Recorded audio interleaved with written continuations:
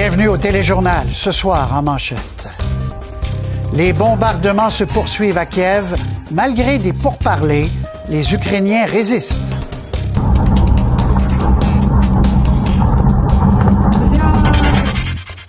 Représailles économiques, envoi de matériel militaire, l'Occident prend des mesures jamais vues contre la Russie.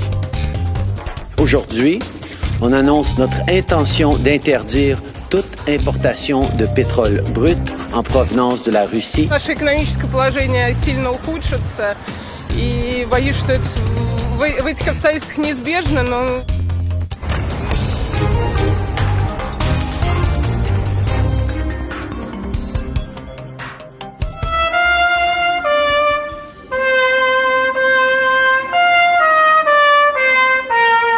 Stop Putin now. Please do everything that you can for help for Ukraine.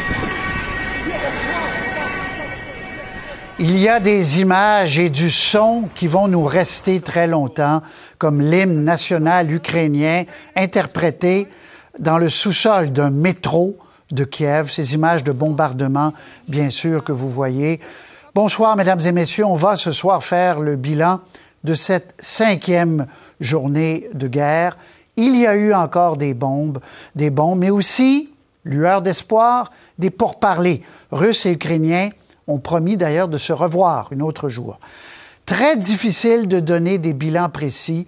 Kiev parle de 350 civils tués, donc 14 enfants. 4500 soldats russes auraient été tués, selon Kiev. Encore une fois, impossible de vérifier. Et selon l'ONU, 500 000 réfugiés ou déplacés déjà dans le pays après 5 jours. L'objectif des Russes, selon Washington, selon les observateurs, reste le même, c'est aller prendre la capitale Kiev. L'idée, c'est de relier ces deux zones déjà qui sont sous le contrôle russe, ici la Crimée et les deux républiques Donetsk et Luhansk, de rétablir un pont là, d'acheminer d'autres troupes et de rentrer sur Kiev, la capitale, pour changer le gouvernement là-bas, pour en mettre un autre. Tamara Alterescu est à Saint-Pétersbourg, en Russie. Nous irons la joindre. Mais d'abord, Marie-Ève Bédard vient de nous envoyer ceci de Kiev.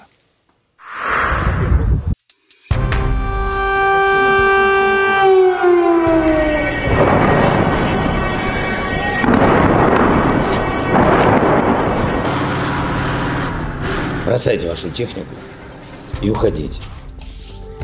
Не верьте вашим командирам. The mere idea of a nuclear conflict is simply inconceivable.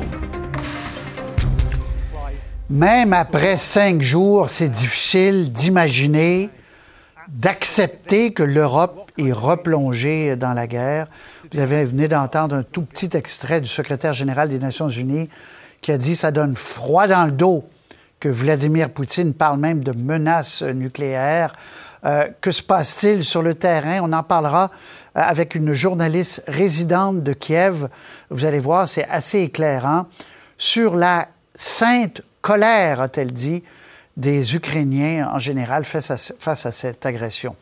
Jusqu'où ira Vladimir Poutine? On va aussi recevoir un expert de la stratégie militaire. Mais d'abord, état des lieux avec Mathieu Prost. Merci Waldir. Merci à vous, Patrice. Et mesdames et messieurs, on tente de vous présenter le meilleur téléjournal à tous les soirs, à chaque soir. Alors merci en particulier à l'équipe ce soir en régie et partout. Dans cette nouvelle maison de Radio-Canada, on a pris